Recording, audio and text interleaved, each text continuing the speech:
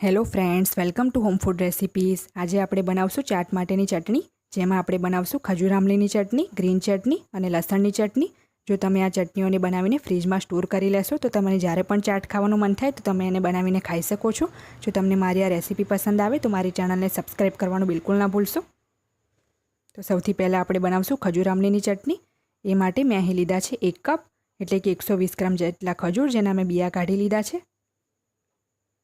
1/4 cup એટલે કે 30 ગ્રામ જેટલી આંબલી, જેના પણ મેં બિયા કાઢી લીધા છે. અડધો કપ એટલે કે 170 ગ્રામ ગોળ, મીઠું અડધી ચમચી, લાલ મરચું 1 ચમચી. તો સૌથી પહેલાં આપણે આ કુકરમાં ખજૂર નાખી દઈશું, આંબલી પણ નાખી દઈશું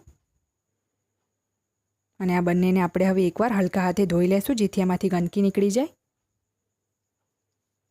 તો મેં આને એક વખત ધોઈ લીધું છે. હવે આપણે આમાં ગોળ નાખશું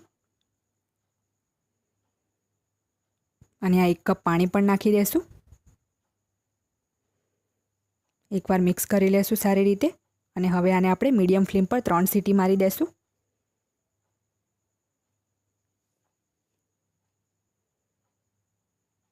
તો મેં 3 સીટી મારી દીધી છે. હવે આપણે આને ખોલી લેશું. તો હમણાં ખૂબ જ ગરમ છે, તમે જોઈ શકો છો. તો આપણે આને ઠંડુ કરીને મિક્સીમાં પીસી લેશું. તો મેં આને ઠંડુ કરીને મિક્સીમાં એકવાર પીસી લીધું છે. તો હવે આપણે આમાં નાખશું અડધી ચમચી જેટલું મીઠું, 1 ચમચી લાલ મરચું પાવડર પણ નાખી દઈશું. અને આ ચટણી ખૂબ જ ગાઢી છે, તમે જોઈ શકો છો. અને આપણે આને ચાટ માટે બનાવીએ છીએ તો એ પતલી જ હોવી જોઈએ. તો આમાં અડધો કપ જેટલું પાણી નાખીને ફરીથી એકવાર પીસી લેશું.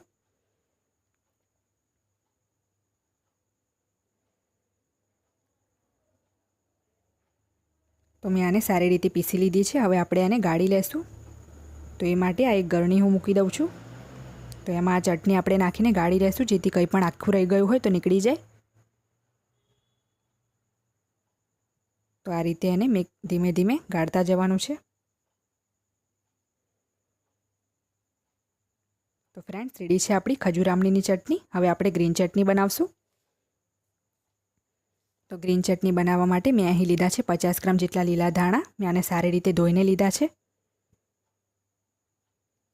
1/4 કપ એટલે કે 10 ગ્રામ જેટલા ફુદીનાના પાન, એને પણ ધોઈને લીધા છે.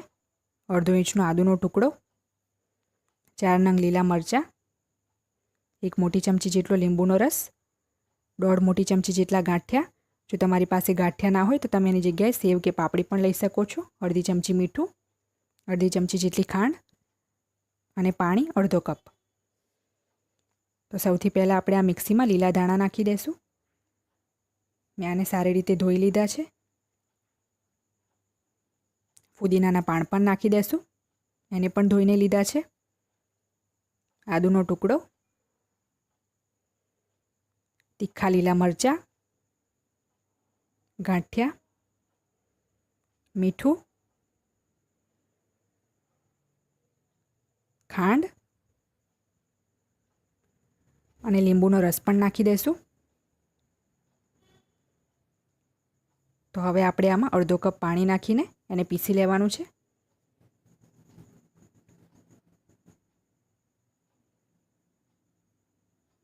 તો મેં આને સારી રીતે પીસી લીધી છે. લીંબુનો રસ નાખવાથી આપણી ચટણીનો રંગ કાળો નથી પડતો, તો તમે ચોક્કસ નાખજો. તો હવે આપણે આને કાઢી લેશું.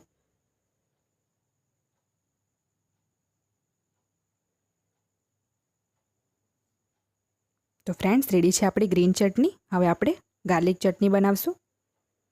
તો ગાર્લિક ચટણી માટે મેં અહીં લીધા છે 7થી 8 જેટલા કાશ્મીરી લાલ મરચાં, જે રીતના પોળા આવે છે. અને મેં અડધો કલાક પહેલાં ગરમ પાણીમાં પલાળી દીધા હતા, જેથી એ ફૂલી જાય. 10 જેટલી લસણની કળી લીધી છે. જો તમારી કળી મોટી હોય તો તમે 8 લઈ લો. અડધી ચમચી મીઠું, અડધી ચમચી ખાંડ, 1 ચમચી લીંબુનો રસ અને આ 1/4 કપ જેટલું પાણી. તો સૌથી પહેલાં આ મિક્સીના જગમાં આપણે આ પલાળેલા લાલ મરચાં નાખી દઈશું. જો તમારી પાસે આ મરચાં ના હોય તો તમે 2 મોટી ચમચી જેટલું કાશ્મીરી લાલ મરચું પાવડર પણ લઈ શકો છો. લસણની કળી પણ નાખી દઈશું. મીઠું, ખાંડ પણ નાખી દઈશું.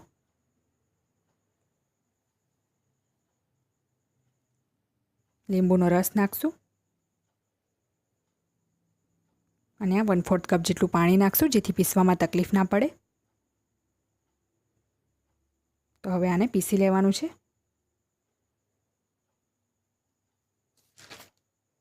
તો આ મેં પીસી લીધી છે.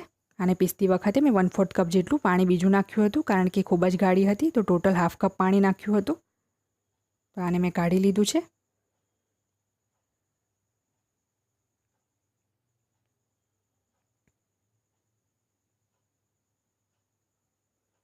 તો ફ્રેન્ડ્સ, રેડી છે આપણી લસણની તીખી ચટણી. તો આપણી ખજૂર આમલીની ચટણી, ગ્રીન ચટણી અને લસણની ચટણી ત્રણેય રેડી છે. તમે આ ચટણીઓને ભેલપૂરી, સેવપૂરી, દહીંપૂરી, દાબેલી, રગડા ચાટ, સમોસા ચાટ કોઈપણ ચાટમાં યુઝ કરી શકો છો.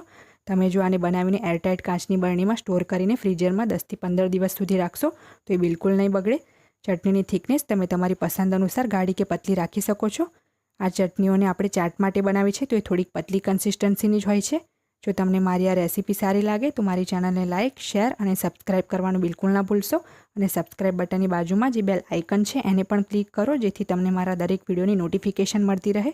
જો તમારે મારો આ વિડીયો હિન્દીમાં જોવો હોય તો એની લિંક મેં ડિસ્ક્રિપ્શન બોક્સમાં આપી દીધી છે.